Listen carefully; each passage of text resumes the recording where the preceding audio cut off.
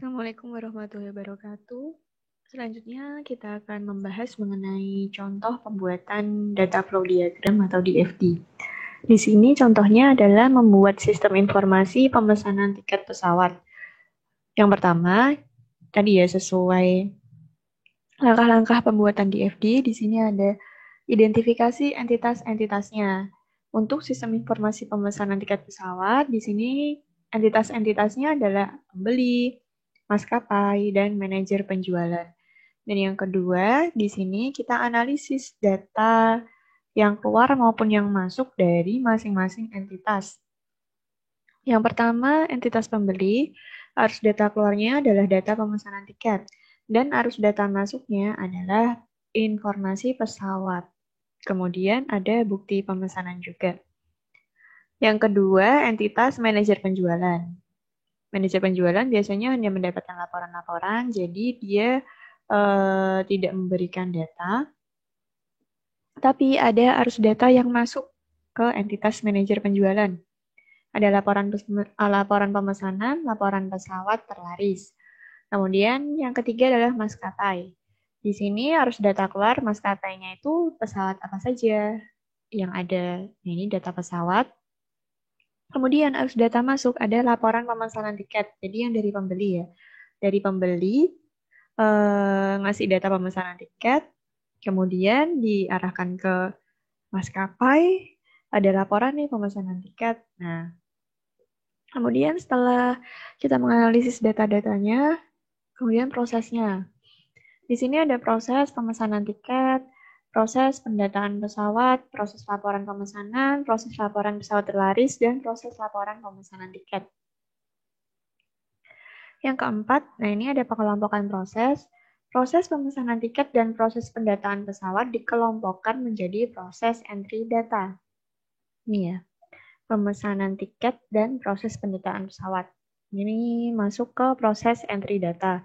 Kemudian yang kedua, proses laporan pemesanan atau pemesanan tiket dan pesawat terlaris dikelompokkan menjadi proses laporan. Kebetulan ini namanya laporan ini dikelompokkan menjadi satu, yaitu proses laporan. Kita lanjut. Nah, ini untuk diagram konteks. Ini saya beri nama diagram konteksnya adalah diagram level 0. Jadi nanti akan saya lanjutkan ke diagram level 1. Kita buat entitas pembeli, manajer penjualan, kemudian di sini maskapai. Nah, ini adalah sistem informasi pemesanan tiket pesawat. Jadi ingat lagi kalau misalnya teman-teman itu tidak menuliskan angka 0 atau level 0 di sini, berarti diagram konteksnya terpisah dengan DFD per levelnya. Maka kalau teman-teman nggak nulis 0 di sini, level selanjutnya itu ditulis dengan DFD level 0. Tapi yang ini kan saya tulis diagram level 0. Jadi nanti akan saya lanjutkan ke DFD level 1. Oke, kembali lagi. Di sini entitas ada pembeli. Data yang keluar adalah data pemesanan tiket. Nah, ini masuk ke sistem informasi pemesanan tiket. Harus data yang masuk ke pembeli. Ini ada info pesawat. Kemudian ada bukti pemesanan. Kalau yang di sini ada laporan pemesanan tiket ke maskapai. Kemudian maskapai memberikan data pesawat ke sistem informasi. Jadi ini ya, kalau mau diruntut satu-satu, ini kan ada pembeli ngasih data pemesanan tiket, masuk ke sistem informasi, kemudian sistem informasi ngasih nih laporan pemesanan tiket ke maskapai. Kemudian dari maskapai memberikan data, oh ini loh untuk pemesanan tiket tanggal sekian, bulan sekian, tahun sekian, ini data pesawatnya yang tersedia ini. Nah, pembeli dapat info pesawat, setelah milih info pesawat, dia dapat bukti pemesanan.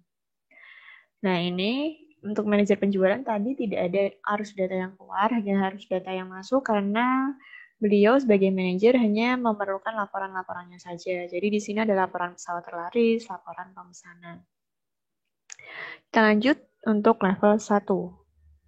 Nah, di sini kan tadi kita sudah mengelompokkan prosesnya. Ada proses entry data dan proses laporan. Proses entry data di sini berkaitan dengan pembeli dan maskapai. Nah, ini kan pembeli melakukan pemesanan tiket. Dia memberi data pemesanan tiket ke dalam entry data, sekalian dia entry. Kemudian dia dapat info pesawatnya apa aja. Terus habis itu dari proses entry data ini kita simpan infonya. Jadi info pemesanan tiket ke dalam database pemesanan tiket, data store ya, data store pemesanan tiket. Kemudian dari data store pemesanan tiket kita akan mendapatkan nomor pesanan berdasarkan info pemesanan tiket tadi. Kan biasanya gitu kan.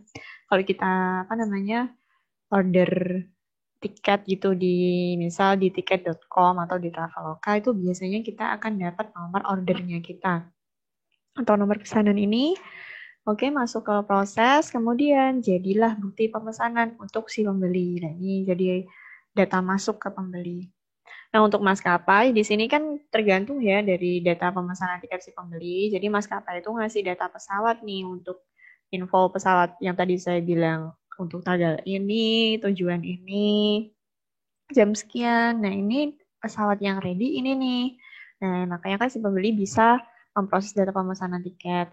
Kemudian dari data pesawat ini masuk ke proses entry data, kita simpan info pesawat di database atau data store pesawat. Nah, ini terus kemudian dari data store pesawat bisa kita ambil kode pesawatnya. Nah, ini nanti yang kita keluarkan info. Jadi bareng sama info pesawat ini ya. Nah, kemudian dari maskapai kita ke Nah, ini laporan pemesanan tiket. Ini dari sini ya, dari database. Jadi yang simpan info pesawat, ini adalah info pesawat dari sini. Karena dia kan udah ngasih nih data pemesanan tiketnya, makanya dia nyimpan info pesawatnya. Oh, ini loh si konsumen ini mau pakai pesawat ini. Akhirnya, misal Garuda gitu. Dia nyimpan ke sini, makanya dia bisa memberikan nanti data pesawat.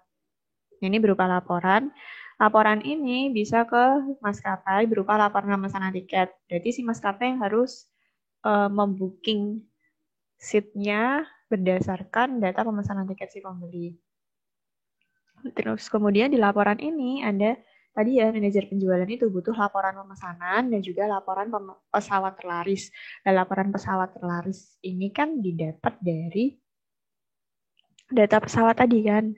Yang paling sering di booking tuh yang mana dari pembeli gitu. Nah, ini data pemesanan tiket diambil buat yang laporan pemesanan tiket. Jadi ini buat laporan pemesanan tiket dan data pesawat buat laporan pesawat terlaris juga. Ini data pemesanan juga buat laporan pemesanan di sini. Jadi seperti itu. Kemudian di sini kan tadi untuk yang entry data itu ada 2 proses kan.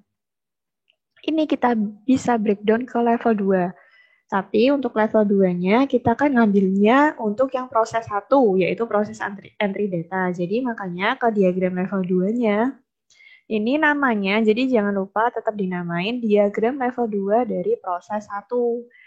Jadi kita ngambilnya dari proses 1. Karena tadi ada 2 proses, yaitu yang pertama pemesanan tiket dan yang kedua adalah pendataan pesawat.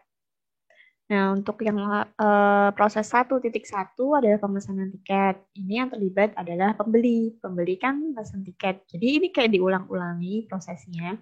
Kalau misalnya ada yang harus di breakdown, biar kelihatan data aliran datanya itu, misal ada yang kurang gitu. Nah, ini kita bisa lihat dari level-level setelah-setelahnya. Nah, ini kan data pemesanan tiket. Ini masuk ke proses pemesanan tiket, terus info pemesanan tiket masuk ke data store pemesanan tiket. Nah, ini tadi kan pembeli bisa dapat nomor order tadi ya, nomor pesanan, kemudian diteruskan lagi untuk diproses pemesanan tiket, dan pembeli bisa mendapatkan bukti pemesanan. Nah, di sini kalau misalnya nih, ketika data pemesanan tiket itu kan biasanya bisa sih kita kayak refundable. Kalau misalnya di Traveloka atau di tiket.com itu. Jadi bisa diubah kita pemesanan tiket. Nah, ini misal ada perubahan data pesawat, ini akan masuk ke database atau data store pesawat. Ini kan, ya meskipun tidak ada perubahan, ini kan maksudnya tetap yang awalnya dia nggak entry apa-apa, terus setelah di entry dia pesen, kemudian ada data pesawatnya, oh ini loh, yang mau kita pakai untuk kita pergi itu adalah Garuda dengan seat sekian-sekian. Berapa jumlah seatnya. Nah, ini ada info pesawatnya. Jadi kebetulan untuk prosesnya, ini sebenarnya boleh kalau antar proses ini ada anak panahnya, ini nggak masalah. Cuma kebetulan untuk yang ini kasusnya, dia tidak perlu untuk menghubungkan anak panah antar proses. Nah, kita masuk ke yang proses 1.2 yaitu pendataan pesawat. Di sini maskapai itu ngasih data pesawat ke dalam sistem. Jadi maskapainya itu apa aja pesawatnya, kemudian ready-nya mereka tanggal berapa, yang berangkat ke tujuan ini, itu yang mana aja maskapainya. Nah, ini dia masukkan data pesawat. Kemudian dia masuk, ini ya, maaf ini harusnya nyambung ke sini. Nah, ini nanti saya perbaiki dulu. Ini yang merupakan info pesawat tadi. Info pesawat masuk kan kodenya, kode. Untuk pesawatnya itu tadi maskapainya apa aja, dia berangkat kemana, pukul berapa aja. Ini masuk ke data store. Dari data store, kemudian diambil nih kode-kode pesawatnya, yang kemudian nanti jadi info pesawat. Oh, ini loh pesawat kami yang ready, itu tuh ada misal Garuda, Anam Air, Stiling, dan lain-lain.